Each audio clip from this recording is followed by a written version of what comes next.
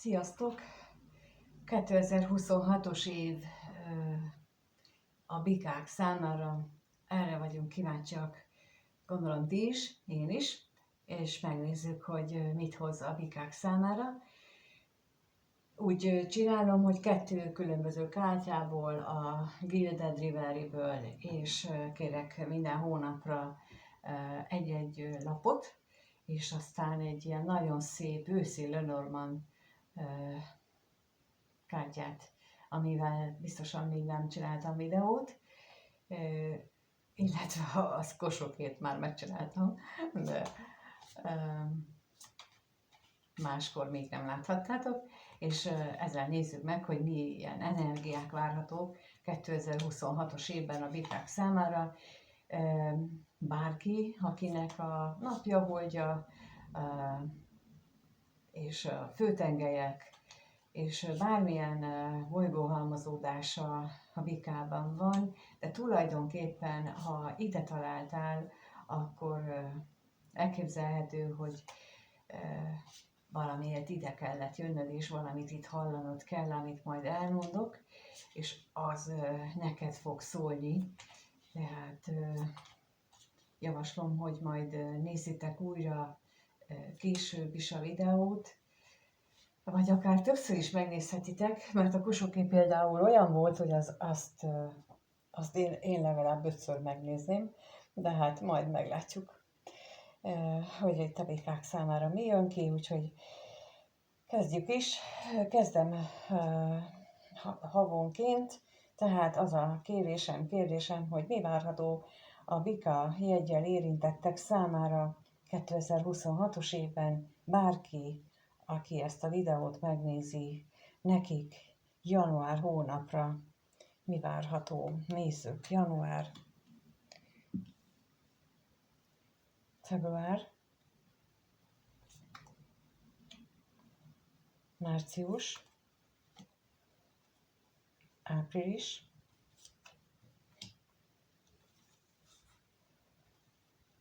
május,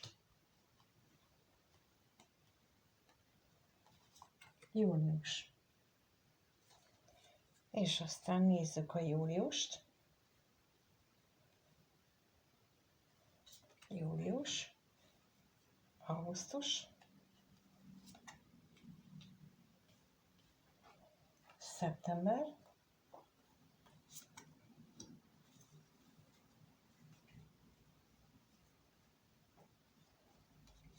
október, november,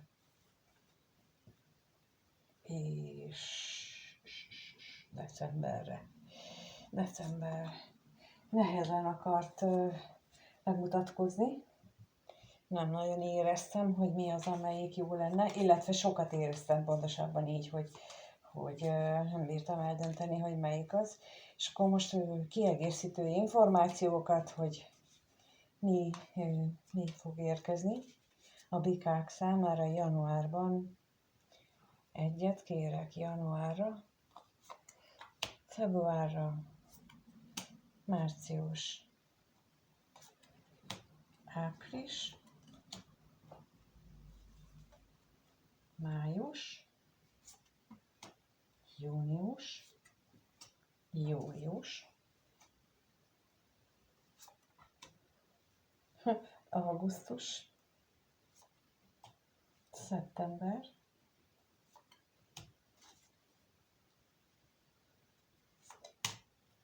október, november és decemberre. Hát én azt gondolom így első ránézésre, hogy szuper. Amin nevettem az az, hogy a kosok számára is augusztus-júliusra itt a kutya jött ki, határozottan emlékszem rá, úgyhogy, és van néhány ismétlődés, nem sok, egy-egy, viszont gyönyörű, nekem nagyon tetszik. Kicsit lejjebb húzom, hogy jobban lehessen látni. Tehát nézzük először, januárra kijött a gyermek és az ostor. Az ostor jelenthet bántalmazást és fájdalmat is, konfliktust is, de nehéz munkát is. És itt a nehéz munkára helyezném én a hangsúlyt a gyermekkel. Mert elképzelhető, hogy jó néhány bikajeggyel érintett személy esetében egy új kezdet indul el, új munkahely, új életszakasz, vagy egy gyermek érkezik a családba, és ezzel kapcsolatosan lehetnek olyan körülmények, amelyek első nekifutásra hát nem túl kellemes, de az is lehet, hogy így ez csak a ti megélésetek. Valójában a háttérben nem az van, hogy itt rosszat akarna az élet, hanem az, hogy így nem túl kellemes. Most megint azt vettem észre, hogy itt a gyermek is, itt a gyermek. Tehát, hogy itt januárban az első, inkább úgy értékelem ezt az egészet, most így, hogy látom, hogy ott mi van, úgy értékelem az egészet, hogy első pillantásra, ez lesz a véleményetek, hát én ezt mivel érdemeltem ki. És akkor javaslat részemről, itt a napok láttán, hogy mély levegő, beszív, kifúj, és átgondolni, hogy hát itt valami új jött, és persze, hogy meglepő, és akár még fájdalmas is lehet, de akkor mi van itt az új mögött? Mert, hogy ez itt fog maradni még februárban is, lehet, hogy csak a háttérben, lehet, hogy nem annyira erőteljesen, mint ahogy itt januárban szembe jön, de még ott lesz az újdonság ereje, és mivel ez egy ilyen kitartó energia, nem egy ilyen rövid, hogy egy-két napig itt marad, ezért célszerű néhány mély levegővel legyűrni magunkban ezt az első rémületet, mi lesz most energiát, ezt így, és akkor így átgondolni, hogy viszont, mert a gyermek az meg egy nagyon szép energia. Tehát akkor ezt én úgy csinálnám, hogy amikor ez így megjön, akkor oké, mély levegő, vegyünk levegőt, mert az kell, és akkor nézzük már meg, hogy ebben mi a szép. És akkor addig kereskedem, ameddig meg nem találom a szépséget, mert majd ez lesz, ami kisegít a nehézségekből. És addig meg mély levegő, és ez mindig tud segíteni. Úgyhogy a január ez ilyen, attól függ, hogy hogyan élitek meg. Nagyon szép dolognak a kezdetét is mutatja, de ezt hát mondjuk így, hogy el lehet rontani, hogyha nem így jövünk, vagy nem így viszonyulunk hozzá. Illetve amit még én érzékelek az, hogy például akinek ilyen ügyintézésről szól majd a hónap, akkor ott nyugi van, ott is a mély levegőt megint. Hogy bele kell tudni, vagy bele kell nyugodni abba, hogy hát bizony így mennek a dolgok, és ezzel én nem tudok tenni, úgyhogy maradjunk ennél, és akkor intézem. Teljesen fölösleges állandóan azon reklamálni, hogy mert hogy lehetne. Tulajdonképpen igaz, de én mindent úgy csinálok az életemben, ahogy lehetne. És akkor innentől kezdve, ha erre csak egy igen picike nem is a válasz, akkor én úgy szoktam lenni ezzel, hogy akkor én mit kritizálok másokat. Na mindegy. Szóval a január ezen fog múlni, hogy örömteli újdonságnak élitek meg, vagy bosszúságnak.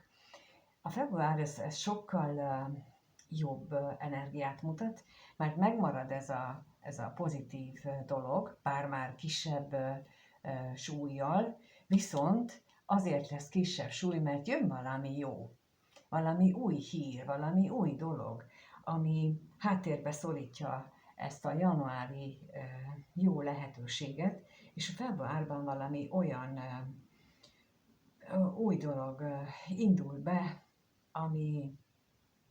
ami nagyon-nagyon szuper lesz. Most így azért hallgattam el közben, mert eszembe jutott, hogy azt hiszem február 17-ével indul a tüzes ló éve, A tűzló az a kínai asztrológiában van, és 60 éve volt utoljára ilyen. 12 évente vannak, ismétlődnek a csillagjegyek, de mivel 5 különböző minőségű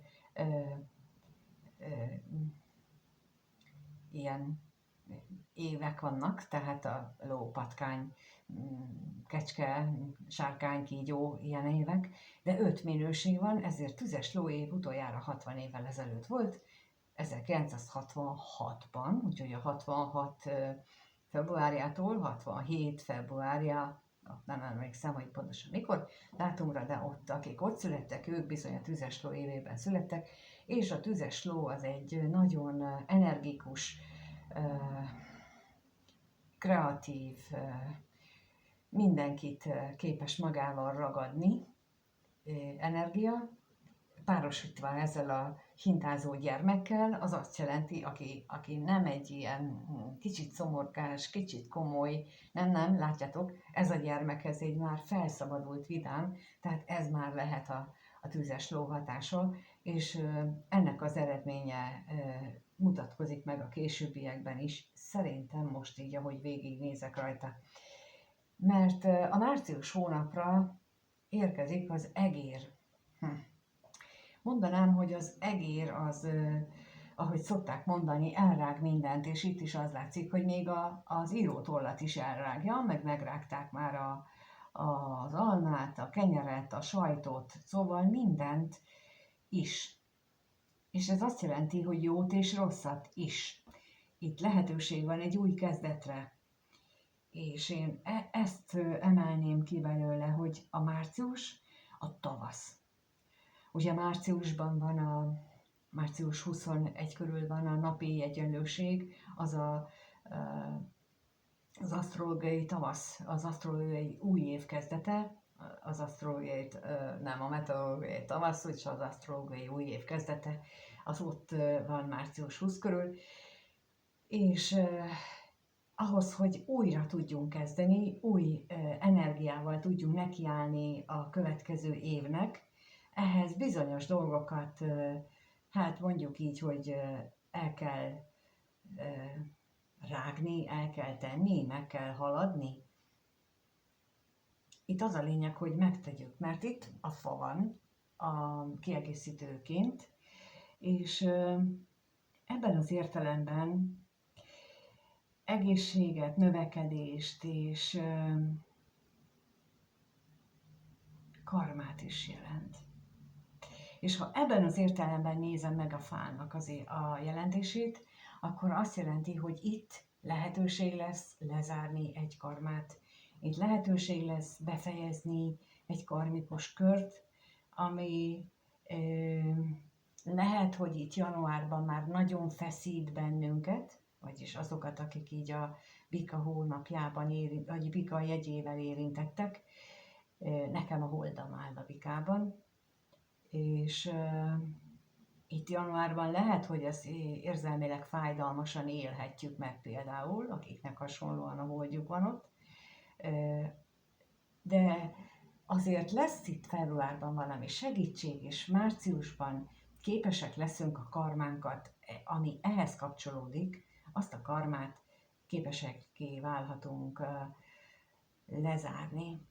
És az egerek ezt jelentik, és nem mindig, látjátok, nem mindig van ezeknek a dolgoknak rossz értelme, illetve hát ha a rosszba kapaszkodunk, azzal nem jutunk előre. És tulajdonképpen annak meg mi értelme van akkor nézni egy videót, vagy csinálni egy videót, hogyha nem előre akarunk menni, hanem hátra. Szóval így nekem ez a véleményem, tehát én azt látom ebből, hogy itt a karma meghaladásának az esélyét mutatják a lapok, meg azt, hogy eltávolodni a múlttól, a spiritualitásunkat is felvenni, megnövelni, de nem azt a látszat spiritualitást, amit a világban csinálnak, hanem a valódi mély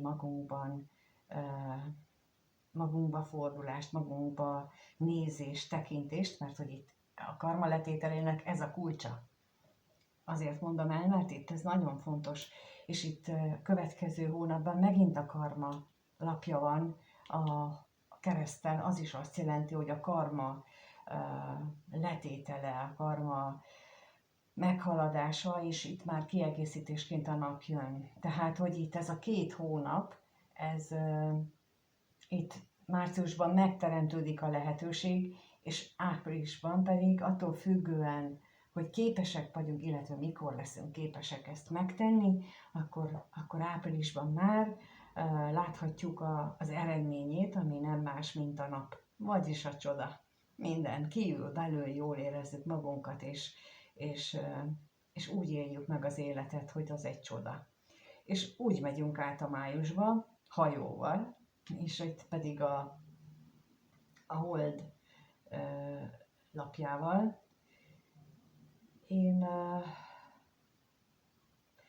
itt a holdat nem úgy értékelem, mint rejtélyt, hanem sokkal inkább, mint azt az érzelmi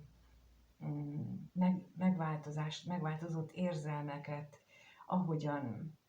ahogyan ezt az egész folyamatot képesek lesztek, vagy leszünk feldolgozni. Nem véletlenül mondtam el, nem beszéltem még erről, hogy nekem a holdam van a bikában, de úgy érzékelem itt, hogy itt a holdnak ez a szerepe fog előtérbe kerülni mindenkinél májusban, hogy az utazás és felfedezés az érzelmek, az érzelmi utazás indulhat el egy másik napsütötte kikötőből, ugye itt is látszik, hogyha háta mögül süt a nap, és tehát egy napsütötte kikötőből elindul a hajó, jobb remények, és a hold irányába halad, de nem azért, mert az a sötétség felé megy, nem, azért, mert hogy éppen lenyugvóban van a nap, és hát akkor jó indulni tulajdonképpen. Tudjátok, amikor hosszú útra szoktunk, legalábbis aki kocsival megy, az szerintem, aki hosszú útra indul, az inkább szeret éjszaka utazni, ha tehetik, mert akkor kevesebb a forgalom, gyorsabban lehet haladni, kevesebben vannak az utakon, és nekem most ez jut ebből eszembe, hogy azért indul itten napnyugta környékén, mert hogy itt a gyorsabb haladás reményében indul el, és az érzelmek felé mennek gyorsabban a dolgok. És júniusban pedig megérkezett a női főszemély. Ez a női főszemély, ez az a higgadt, megfontolt, családanya típusú női főszemély, aki tartós kapcsolatra készül, bár kiegészítőként a kígyó jött hozzá, és ugye a kígyóról nem mindig jót szoktunk gondolni, de itt a környező lapokból kiindulva én nem hiszem, hogy itt ármánykodásra vagy valami nagy becsapásra kellene készülni. Sokkal inkább azt hiszem, hogy itt ennek hatására, itt a karmaletétel, májusban egy új úton való elindulás hatására, itt a kígyó a női főszemély gyógyulását jelzi. A vágyainak az irányába való haladást. És a kígyó az tulajdonképpen nem buta állat, nem annyira okos, mint egy bagoly, de nem buta állat, és ez a kígyó még csak azt sem mondanám, hogy ő gonosz képpel volna ábrázolva. Itt nem erről van szó, sokkal inkább erről a gyógyulásról, amit itt a karma tisztulása mutat. Én ezt érzékelem itt ezekből a lapokból, és ez egy nagyon szép évelejét mutat, és megnézzük, hogy akkor hogyan alakul a második fél év. Csak így tovább én akkor azt mondom, hogy nagyon szuper év lesz. Na nézzük, júliusra megérkezett a könyv a 26-tal. A 26 az a 8-as szám, az is a karma száma, a könyv is utalhat arra amit sokszor így szoktak jellemezni, hogy az akasa krónika, tehát hogy a karmikus terheink, az életünknek a életfeladatok, előző és elkövetkezendő dolgaink, azok ott vannak megírva, így képzeljük el emberként, de valójában az nem így van. Tehát nem ilyen módon van leírva sehova sem, hanem van egy tér ennek, amit így neveztek el, hogy akasa krónika. Mindegy, ez bonyolultabb ettől kicsit. Emberi ésszel nehezen felfogható, de mégis létezik egy ilyen hely, vagy mindegy, így nevezem inkább, ilyen dimenzió, ilyen tér, ahol ezek a dolgok vannak, tehát ez is összefügg még. Itt úgy látom, hogy a vikák számára nagyon fontos lesz így a karma meghaladása.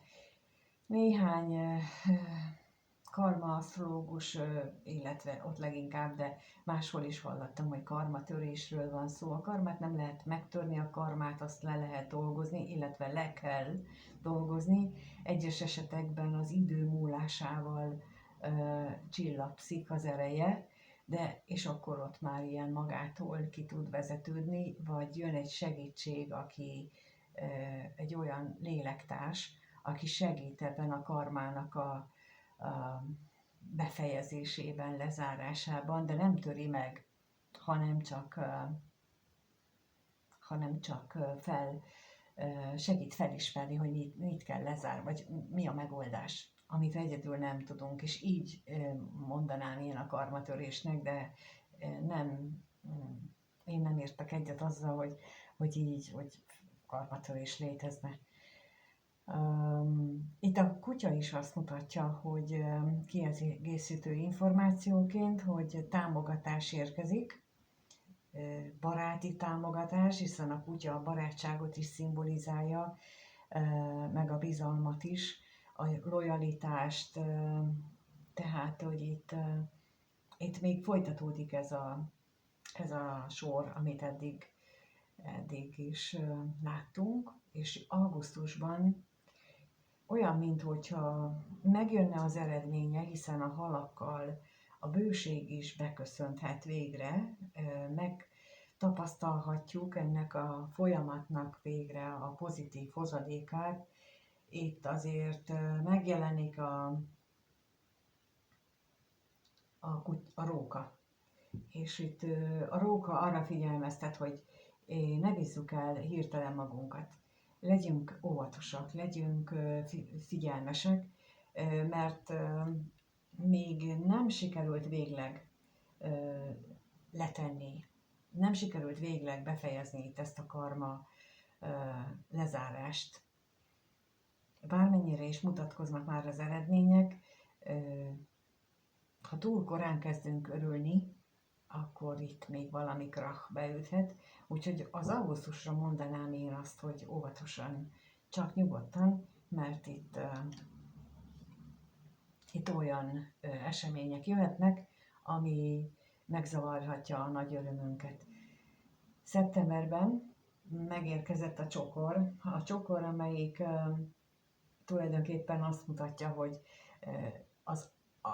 a csöndes mosolygást azt folytathatjuk, a csöndes örömet, az újongás majd októberben, de itt ugye augusztusban itt a halakkal elkezdődik a bőség beáramlása, ott már kezdhetünk úgy finoman mosolyogni, itt szeptemberben már szélesebb vigyorral mosolyoghatunk, még itt mindig itt van ilyen figyelmeztetés, hogy vigyázzunk, mert az egónkat, ha túlságosan engedjük,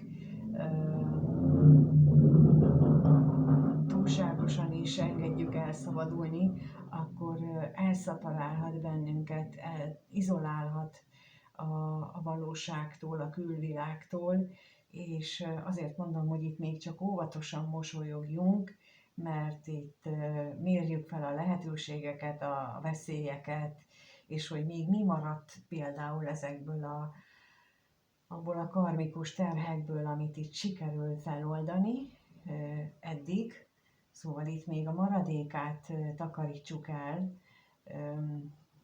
Tudjátok, ez olyan, mint amikor erdőbe tüzet gyújtunk, és akkor megfőtt a kaja, és aztán elmosogatunk, és még körülnézünk, és még egyszer körülnézünk, és mikor még mielőtt lefekszünk, bár már mindent megcsináltunk, még előtte még egyszer megnézzük, hogy akkor nincsen véletlenül parázs, amit egy szél föl tudna, akkor még ráöntöm a maradék vizet, vagy a mosogató vizet még ráöntöm a tűzre, hogy biztosan ne legyen belőle tűz. Tehát, hogy még hogyha feltámad éjjel a szél, akkor sem tud ebbe már életet vagy tüzet csiholni a parázsba. Úgyhogy ez ilyen elővigyázatosságot érzek én itt, hogy így nagyon ehessünk vissza, amit éppen le akarunk zárni. És akkor októberben megérkezik, itt már a kiegészítő lap is a szerencse lóherét mutatja, és a nap is, tehát, hogy itt októberben már elérkezhetünk abba az állapotba, amikor vidáman, felhőtlenül kacaghatunk, és megmutathatjuk, megengedhetjük magunknak ezt a kacagást, mert itt már nem jön veszély, nem fenyeget veszély.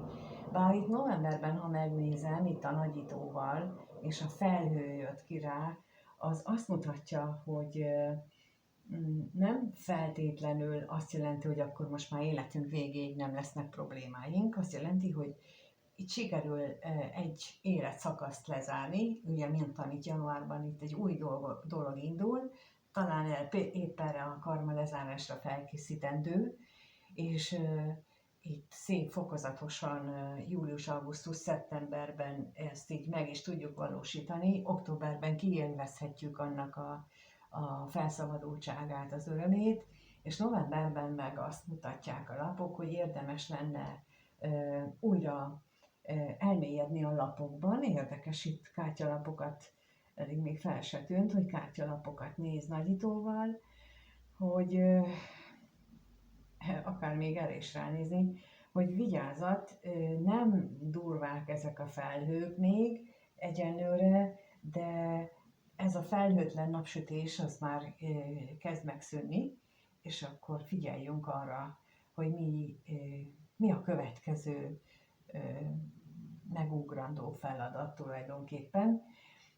És decemberben a lilium az új kezdetet mutatja, a szűzies tisztaságot, ez jelenthet egyeseknél azt is, hogy tényleg sikerül egy új kapcsolat, egy új élet elindítása, vagy itt erre az időszakra érik meg ennek a felszabadultságnak a letisztulása, amikor úgy megérezzük azt, hogy milyen az, amikor elengedtem egy terhet.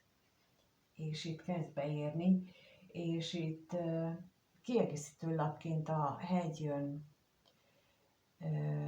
A hegy, ami ellenséget, blokkot jelenthet, de tulajdonképpen jelentheti is a kihívás megjelenését. A kihívást, hogy indul egy új szakasz, új kihívásokkal. És itt megint arra hívnám fel a figyelmet, hogy nézzétek meg, hogy ez nem egy olyan hegy, mint más lapokon, hogy megmászhatatlan, hanem itt ennek van ilyen lankás oldala. Sőt, a nap is úgy süt, hogy mint itt a felhőnél, hogy nem olyan nagyon sötétek itt a felhők, és bár lehet, hogy a hegynek a teteje az havas, de itt oldalt, ahol lankásan meg lehet kerülni, ott nem egy olyan veszélyes terület, ott oda süt a nap is. Tehát, hogy itt indul egy új ciklus, egy új valami, egy új élet, egy új kapcsolat, egy új munkahely, de az egy nagyon szép és tiszta munkahely, csak annyi a kéréshoz ezzel kapcsolatban, hogy legyünk körültekintőek, és mindig nézzük meg a lehetőségeket, hogy milyen lehetőségeink vannak, mert több lehetőség is adódik azon a új ciklusban, új munkahelyen, új életszakaszban, és amikor kétségbeesnénk, vagy elkeserednénk, hogy hát ezt mi nem tudjuk megugrani, akkor legyen bennünk az a tudatosság, hogy de van egy másik út. Lehet, hogy hosszabb, lehet, hogy fáradtságosabb, lehet, hogy valamilyen szempontból nem olyan kellemes, mint ami elsőre eszünkbe jut, de van. És mi lenne, ha azt megvizsgálnánk? És itt ez lesz a decembernek a tanulsága, ez lesz a december hónapra. Én minden esetre ezt az egész évet ilyen gyönyörű, szépnek látom nagyon, mert egy karmát lezárni, egy karmikus terhet letenni, ez azt jelenti, hogy a lélek fejlődésünk útján hatalmasat lépünk előre, nagyon nagyot. És nem csak mi, hanem ha mi lezárunk egy karmát, akkor az a másik ember, akivel szemben lezárjuk, azzal is jót teszünk a gyerekeinkkel, a családunkkal, mindenkivel jót teszünk, mindenkivel. Ezt így nehezen tudjuk felfogni, hogy mi köze van például az én karmikus terhemhez, még hogyha a személyes inkarnációs terhemről is beszélek a gyerekemnek, meg az unokámnak, de nagyon-nagyon sok.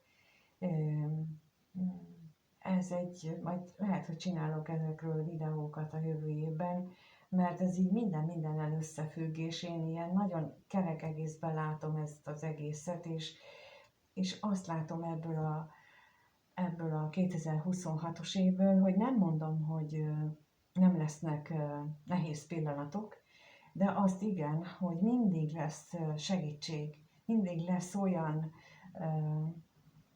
nézőpont, ami segíthet abban, hogy könnyebben megéld és könnyebben átléd azt a feladatot, ami éppen abban a hónapban adódik, vagy az adott hónapokban. Ha úgy gondolod, az év során bármikor megnézed újra ezt a videót, akkor is szívesen, vagy keresd nyugodtan, és akkor én igyekszem a magam más nézőpontjával segíteni és támogatni téged. A konzultációkról megtalálod a leírásban mindent, úgyhogy köszönöm, hogy itt vagy és megnézed, és kívánom, hogy ez a szép dolog, mert ez egy nagyon, a lélek szempontjából ez egy csodaszép év, megélés szempontjából is lesznek nagyon-nagyon szép időszakok, és nem csak napok, hanem hosszabb időszakok is, és kívánom, hogy tudd megélni ezt a gyönyörű időszakokat is, és a kevésbé szépeket is úgy, hogy abból te ne a rosszat lásd meg, hanem a kacagó gyereket. Minden jót kívánok neked! Szia!